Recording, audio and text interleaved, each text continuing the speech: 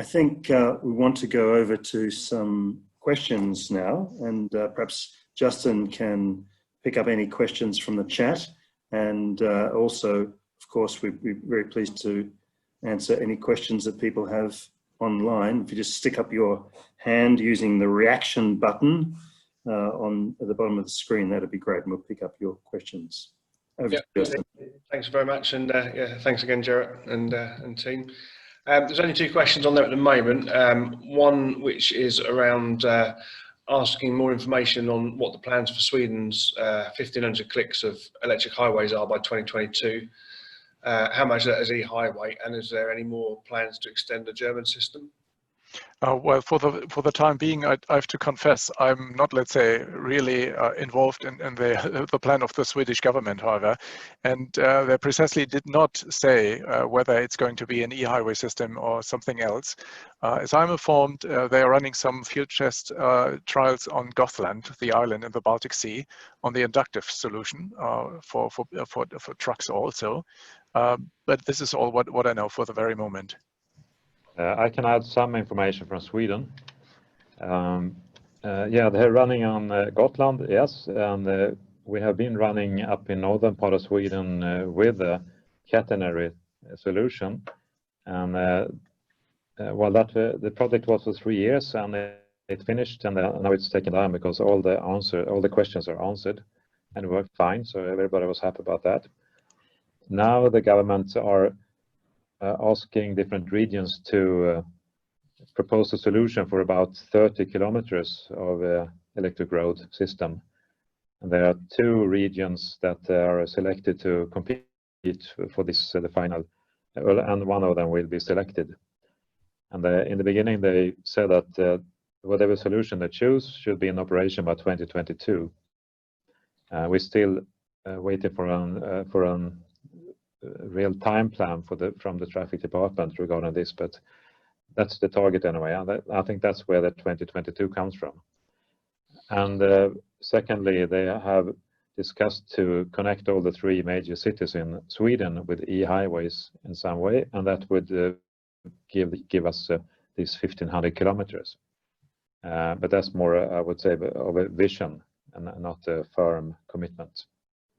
Thank you very much, Krista. I think Jarrett's probably very happy that you helped on that one as well. You're welcome.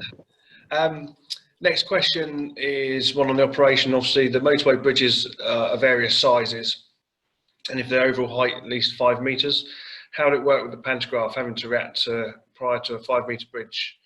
The video shows earlier describing the driver to manually having to deploy, retract the pantograph. Would it become automated? So I suppose what it appears that the question is there is there a fail-safe if coming to a shorter bridge that the pantograph doesn't hit it? Yeah, Marcus speaking, so I'm going to answer on that. Well, yes, of course, there's a fail-safe solution. So if the truck is 495 and the bridge is 5, this leaves really not enough space for the catenary wire, not even if you lower it. But that's not a big problem. Then you just spare this part for electrification. You disconnect, you pass through, you reconnect, and coming back to the safety system of how to avoid the pantograph crashing against the bridge, for example. You could do this either via the geozone, or the pantograph is automatically lowering before it comes to the bridge because there's no contact wire anymore.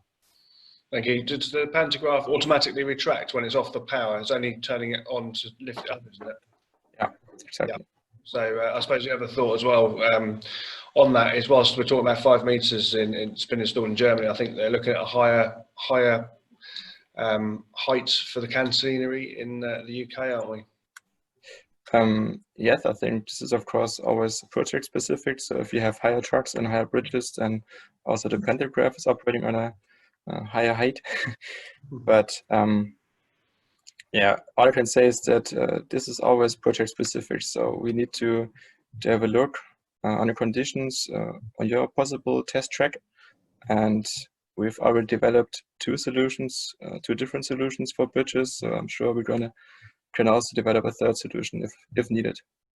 Brilliant. I can add to that the next generation pantograph will have a bigger range, and the target is to be able to include both the British and the Italian that are also higher, and the German different specification with the same solution. Thank you very much. One of the questions as well is around reefer trailers and how would the pantograph be installed, and would overall maximum length be extended in the UK? Because I think they're talking about limited space between the rear of the cab and the trailer. Is that one we might have to take away? Yeah, I would say that in Germany we have a permission to extend the total length with 0.5 meter, and that's also included in these we say the aerodynamic solutions that also can extend the truck with 1 meter. So we aim to be inside that meter that's already decided in the European Union that's allowed. Thank you very much. Next one is undertaking risk assessments for new infrastructure that consider risks to maintainers and road users.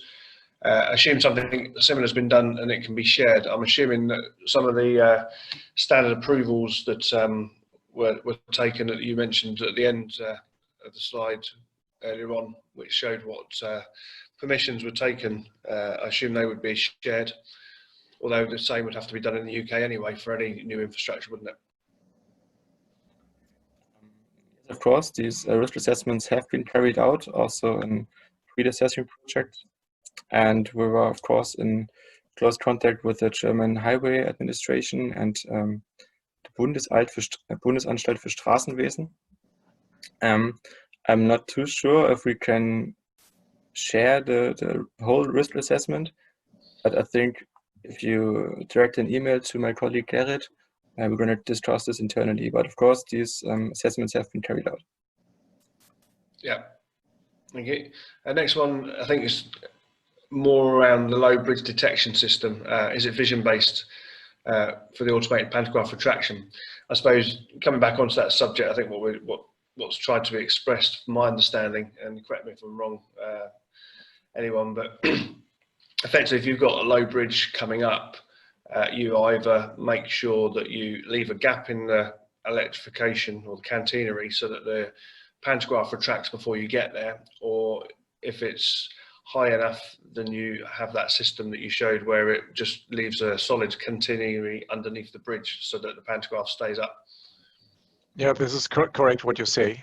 So in fact, it's not necessary to electrify each and every mile or kilometer on a section. There will be or need to be sections also to leave catenary out, where a realization is maybe technically feasible, but maybe from commercial point of view, not suitable. That's fine. And when the pantograph's retracted, obviously you showed the picture of the new pantograph as well. I'm assuming that sort of stays within the envelope of the truck anyway, so that would be worked out with what the height of the truck is. So similar to what you got at the moment with the, you would know what the height of the truck is, and that would include the lowered pantograph section. Could I just ask for a clarification on that, Justin, because it was my question? Sorry, John Miles. Yeah, I was just interested in how the pantograph is activated when it's retracting automatically, because right at the start of the presentations, there was a statement that there were two inputs to the Panto system. One was location on the motorway, which I guess is GPS based, and the other was a lateral thing, which was an ADAS system. Mm-hmm. But neither of those two systems would give you adequate warning of a low bridge coming up. And I just wondered, how does the vehicle detect the low bridge coming up when it's on automatic? So yeah, and it works when there's power into it. So effectively, you have to physically connect it to the power. If it's not got power in it, retracts. So it's not up if there's no power there. So obviously, if you're putting a system in, then the cantilevers would be at a height which is a standardised height that would be agreed and worked out in the plans. And so if there's a low bridge on it, it would you need to make sure that the system's there to retract it when it needs to be. And I can add to that you have to make sure that the catenary, the overhead contact line, actually finishes maybe 100 meters or so before the bridge. Yeah, that was really my question. Now I understand. You simply stop the catenary and then the Panto retracts once it comes off the catenary, and you have to have a big enough gap between the two that it's fully retracted by the time you get to the bridge. Exactly. Got you. Thank you very much. No worries.